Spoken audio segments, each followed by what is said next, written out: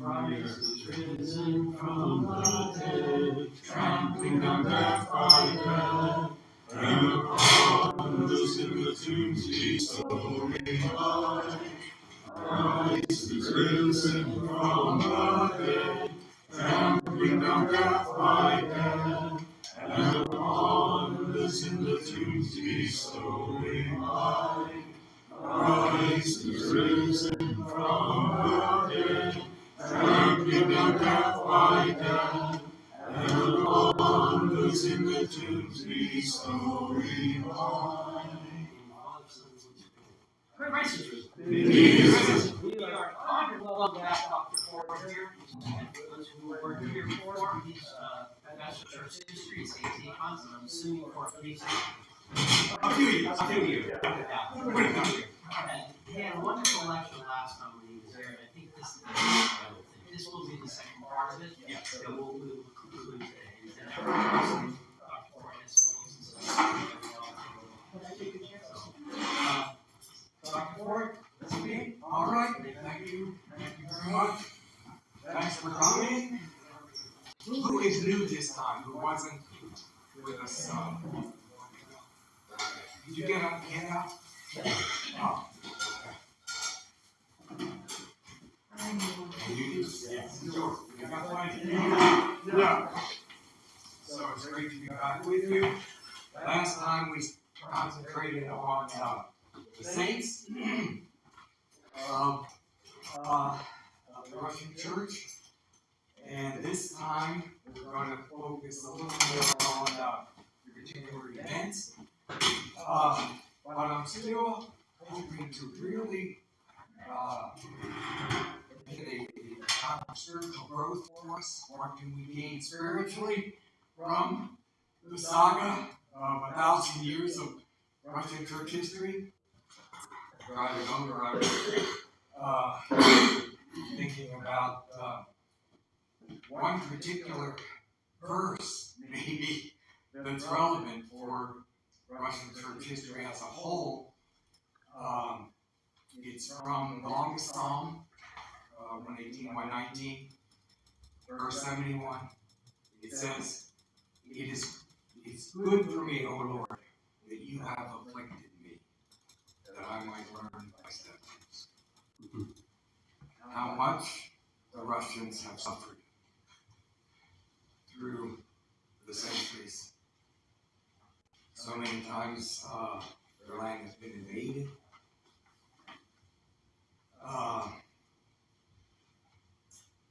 Over 200 years suffering under the Islamic Golden Horde. And then they throw that off, and then there's the really the tragic story of the possessors in conflict with the non-possessors in terms of monastic life, either the Cenobitic way or the more idiorhythmic, smaller seeds. And tragically, the two groups came into conflict. And we have time to look at some of that conflict. But it's a blow to the vibrancy of the church to have such a conflict. So that's in the 1500s. Then in the 1600s, the coming reform, trying to align the Greek practices, the Russian liturgical practices with those of the Greeks for various reasons. And that is not handled well. Major Tikhon, like a bull in the china shop, not very pastoral whatsoever. And out of that comes the tremendous tragedy of the old believer schism. They say at one point maybe up to 1/3 of the Russian Orthodox were in line with the old believer schism, one way or another. And so often these were maybe the more pious, the more willing to suffer for their faith. And if they hadn't been condemned, I hope we have time to look at that a little more, there was a council in the spring of 1666 that allowed them to have their old rights as long as you don't criticize those moving to the new rights, more in line with the current Greek patterns. And presumably that would have satisfied most of those who still were so set on the old rights. They didn't want any change, They had such a sense of tradition and maintaining what they had received from the Greeks 600 years earlier, But then in the fall of 1666, that same year, a larger council met, and they took the fateful step of condemning those who were still following the old rights. So it's been a tragic rift. It's still with us. Yeah, still with us. The patriarchate has offered a reconciliation to the old believers. Some have accepted that and come back, but others still have not. So, and then what happens in the early portion of the next century, 1700s, the reorganization of the church by Peter, Tsar Peter I, known often as Peter the Great. We usually say Peter the Not So Great, or else Tikhon, whereby the patriarchate was eliminated. And a bureaucratic system is basically put in place, headed by a synod of bishops, but directly under the thumb of the Tsar and his over-procurator, right? His kind of watchdog, who didn't technically have a vote on the synod, but who had a major say in what was discussed in those meetings. And the Tsar has the right to appoint the members or bishops will be on that synod.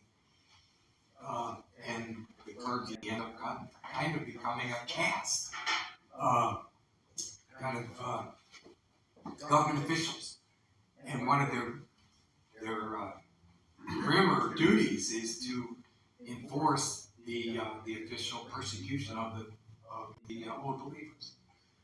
So kind of caught, in between the elite who, with the Enlightenment and the building of St. Petersburg.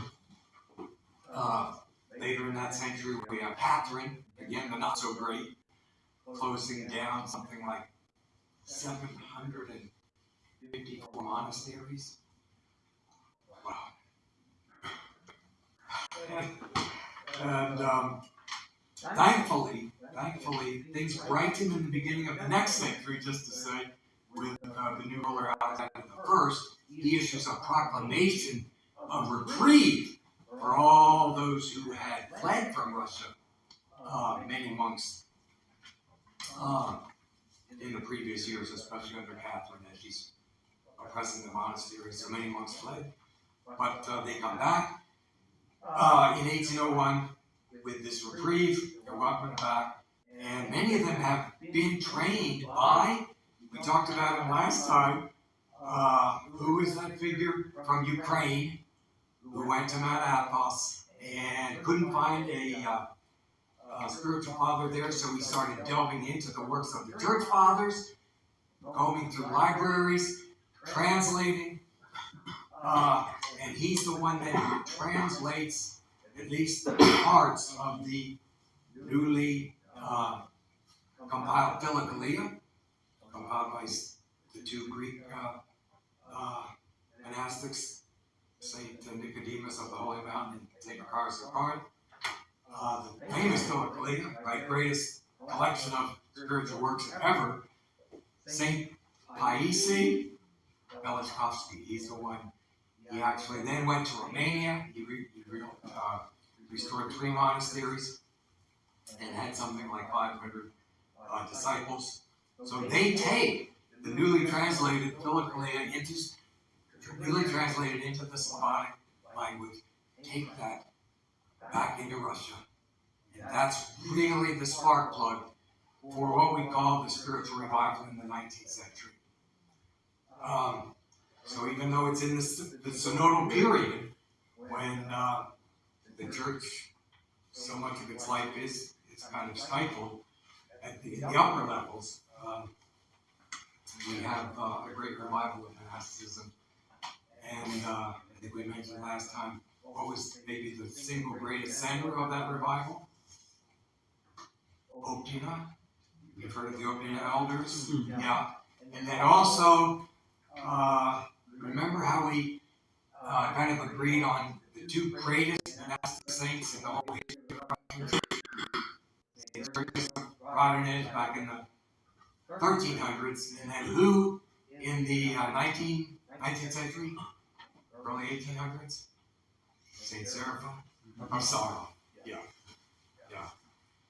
So, then there's more suffering by the church as a whole, of course, terribly, in the 20th century, under the Soviets.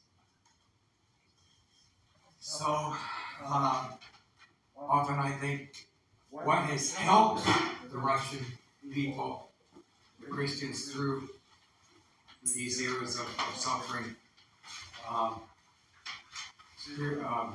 theologically, spiritually, we have such a wonderful understanding, don't we, of the redemption, the redemptive possibility of suffering.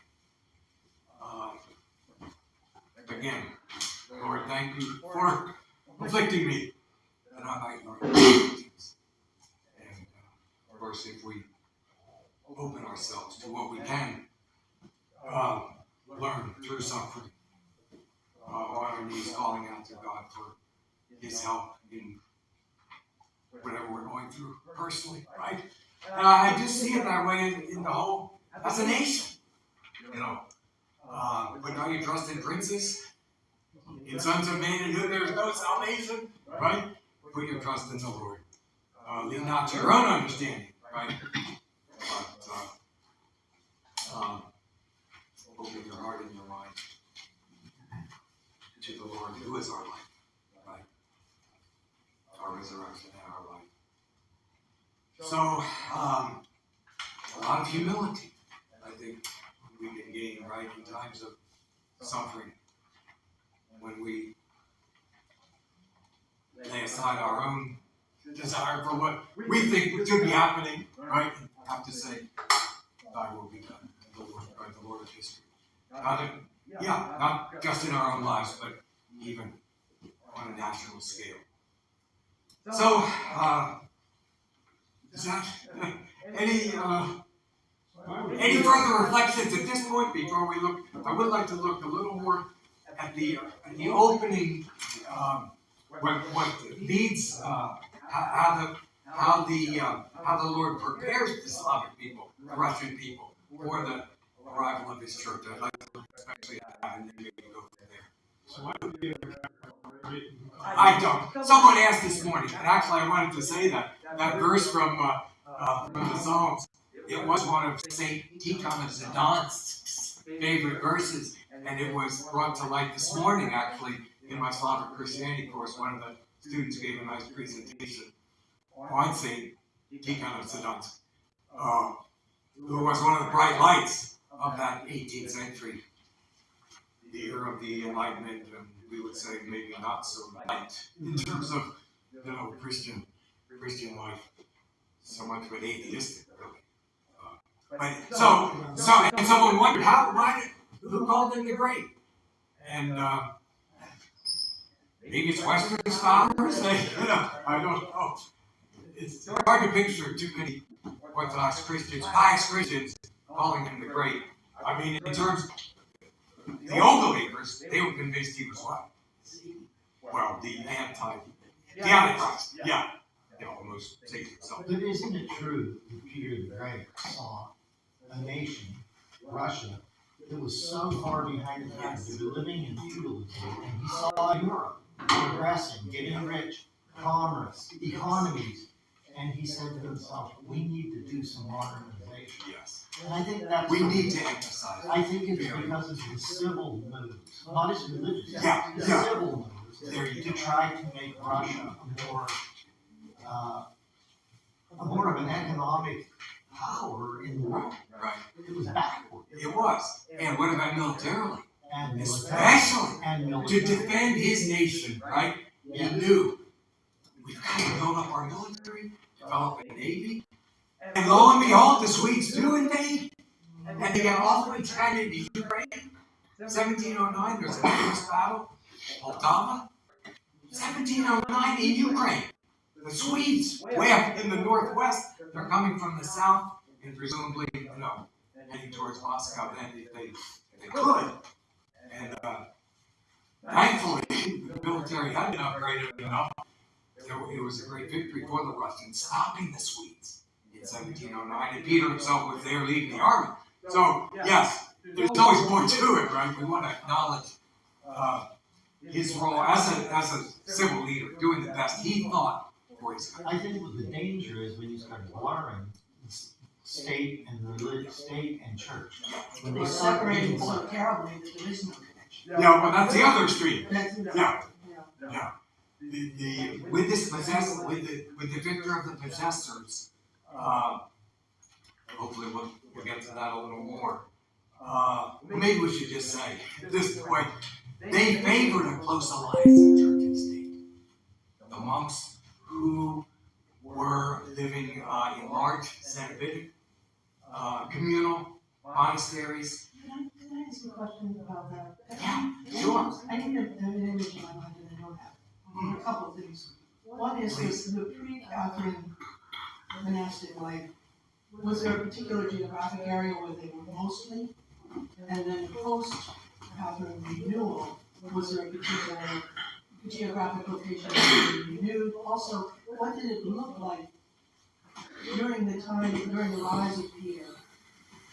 What did the parishes look like? What was the faith like? How was it practiced and lived in fact? Mm-hmm. And was it connected with the monastic life, or were they two separate streams? Yeah. Those are the and I don't know if you can do that simply. Well, no. But that's what I'm trying to. Yeah, geographically. Yeah, good.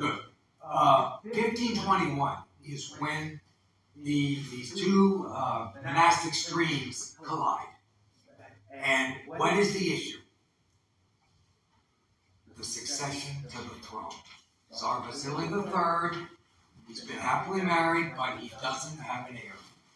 His wife has not given him a son, and he's asking for a divorce. And the Russians, they, as I kind of mentioned, they received everything, lock, stock, and barrel, from the Greeks way back in 988, right? And they were so dedicated, determined to live the gospel to the hilt. We see it in the life of Vladimir, tremendous conversion, transformation in his way of life. It's kind of symbolic of the whole nation, putting aside paganism and living the gospel to the hilt. So, one, marriage is meant to be forever, right? Even in the case of the Tsar, needing an heir, and I always wonder, why didn't they think of adoption? But there was this fixation on the bloodline, and it the monks who had these larger establishments took the side of the Tsar and said, yes, economia. I mean, you can always, bring that in the interest of avoiding civil war, maybe, in the future, if there's a conflict over the succession, to have a son in the bloodline who would then be the heir. But grievously, who ends up being that heir? Tsar Ivan IV. So you can just imagine the non-possessors who are very skeptical of too much of an alliance of church and state. they oppose that economy. And really, it's with more faith. Let's trust God to work it out, instead of relying on a divorce and a remarriage. They were associated with trans beyond the Volga, the Transvolgans. You asked about geography. Yeah. The smaller skeets further away from Moscow. Okay, it's kind of symbolic there, I think. Having a skeptical, as I said, too much of an alliance of church and state, wanting the church to retain a prophetic voice, to be able to criticize things going on in the state when it was necessary. But their voice kind of gets stifled with the victory of the possessors. They are actually persecuted. There's efforts to shut down their little skeets and have more, have the larger Cenobitic monasteries. And so it's about 300 years then, until that time in the early 19th century when the reprieve is given and the hesychus, trained by Father Paisi Veloskovsky, sorry, they come back, and there is then flourishing of really all kinds of monasticism. The huge tragedy of the possessors versus the non-possessors was not allowing for various forms of monasticism to take place. One side was starting to condemn the other side as not being living monasticism the way they thought it should be lived.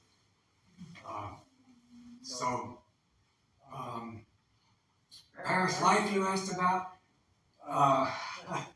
St. Tikhon of Gdansk, as an example, he found, this is in the heart of the 18th century, right, the 1700s, after Peter has reorganized the church, this bureaucratization, and then along with this, compounding the Western influence in the seminaries, in the academies.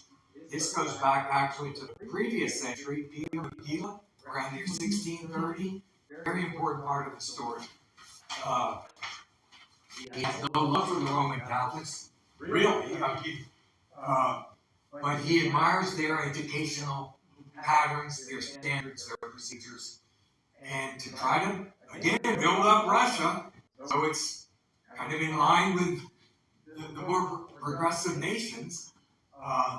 They actually were teaching Orthodox theology in Latin because it was the language of the academic world across Western Europe. So get on board with that, But imagine learning Orthodox theology and spiritual life in Latin. It just doesn't even compute. But this Kievan Academy that Peter Megillah was leading in the 1630s, 1640s with these Western methods, teaching in Latin. It's the premier academy in the whole land. It's like the Harvard of Russia, and the brightest students often end up there. There were two other academies in the 1700s. Moscow, actually, St. Sergius, Sergei Posad, right? And then St. Petersburg. Those three, and then they would train the future clergy, the academics, especially in the academies. Then those trained there would become the professors in the seminaries, handing out across all the dioceses. But if they're teaching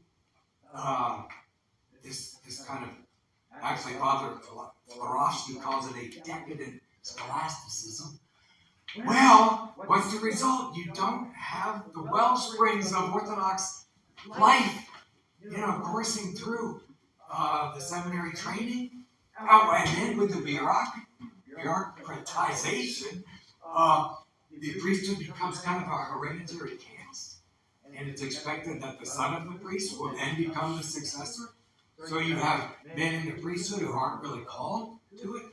And so what's the result, at least if we can judge by St. Tikhon of Zadansk, his experience, he has the See of Voronezh in southern Russia, and some of the priests can barely even read, let alone, nourishing the flock.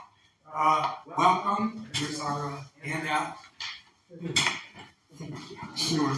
There we go. So the parish life is, it's really not thriving. There was, again, St. Tikhon of Zadansk, there was even the festival of Yarla, a pagan deity, in kind of like a Dionysian festival, Masalita before Lent starts. And this was described in the, this is what he comes upon in the city of Voronezh. And he rebukes it so sternly and preaches against it, it never happens again. But you wonder, how could a pagan festival still be, celebrated in Russia, Orthodox Russia, in 1764? You wonder.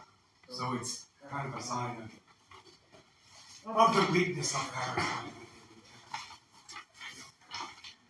How many people then were nourished with the revival in monasticism in the 19th century? The Optima and the various monasteries who were re-emphasizing hesychasm. Welcome. Next. Here we go. Yeah. The monasteries always, had that emphasis on hospitality, welcoming people and giving spiritual guidance. So we can assume that parish life has improved in the 19th century. But of course, always varying from place to place. That's why I asked the geography. Yeah. Because they would have added it back to the county, back to what you were talking about. So may I share something from the early? No, I'm Okay. All right. Okay. No, that's good. That's good. I can get a sense of God's preparation of the Slavs, of the Russians in particular, for the coming of the gospel, for the coming of his church. We start, this is our second theme actually, in our course at St. Tikhon's on Slavic Christianity, ancient Slavic religion. And I think we're going to see amazing evidence for how the Lord prepares these people for the coming of the gospel. And so let's just quote a bit here. Okay? In his celebrated history of the wars, Procopius, General Belisarius' war secretary, wrote in around the year 540 that the Slavs believe in one God, the maker of lightning, who is alone Lord of all things, the head of all the other gods, and they sacrifice to him cattle and other victims. They reverence, however, rivers and nymphs and some other spirits, and they sacrifice to these also, and they make their divinizations in connection with these sacrifices. They also believe in forest spirits, who assign prey to hunters, and tree spirits, who enter dwellings made from the trees, thus becoming house spirits, domovoi, similar to the Lares of the ancient Romans. So, we can say this is a form of henotheistic animism, similar to the beliefs of many of the North American Indian tribes. And of course, we see a lot of this in Alaska, the preparation of the Alaskan people for the gospel, and of so many so-called primitive peoples around the world. The Plains Indians also had a special reverence for lightning, right? The billowing cumulus thunderheads, right? Sweeping across often from the west, right? And the lightning displays. The Slavs called the god of lightning. Do you know anybody? Aaron? No? He probably did not have authority over the other various deities and spirits. There's not really a monarchical system like you might have a little more with Greek mythology. Zeus as the supreme god. So Aaron maybe is more like a first among equals. Does that phrase ring a bell? First among equals? Conciliarity, right? Okay. Can we say in general that with their belief in spirits indwelling the various aspects of the natural world, the ancient Slavs understood something of the spiritual reality underlying all of creation? Can we say that this understanding has significant connections with the Orthodox sacramental worldview? And I love Father Alexander Schmann's phrase, the natural sacramentality of the world, right? This understanding, primal understanding that all of creation is imbued, infused with some kind of divinity, some kind of divine energy, spiritual realities embedded right in the physical realm. And this is our sacramental worldview, right? That bread and wine and water and oil and with prayer, kind of their natural holiness can be amplified, right, into use in our sacraments. So I think we can say this is a major part of our Lord's preparation of the whole world for His coming. We can call this natural religion or natural revelation. Yeah. And so often they're considered primitive, but in terms of spirituality, aren't they way more advanced than a materialist worldview that doesn't understand, that doesn't allow, right, for the spiritual dimension of all of creation. More advanced. It's the first step. It's the first step towards receiving the gospel. Here's another example of first among equals. The elected chief of the tribe did not have executive powers. He had to convince all the elders, And what was the basis for decision making? Listen to this. Their understanding was, according to Britannica here, the world had been created in the Slavic view once and for all. No new law ought to modify the way of life transmitted by their ancestors. Validity and executive power were attributed only to decisions taken unanimously in an assembly, and the deliberations in each instance concerned only the question of conformity to tradition. Ancient Slavic civilization was one of the most conservative known on earth. So I think this helps us understand how the Russians were so intent on keeping the tradition full and intact as they received it in 988. It helps explain the mentality of the old believers who went too far, not understanding that there is a fluidity, right? Especially in liturgical development through the centuries.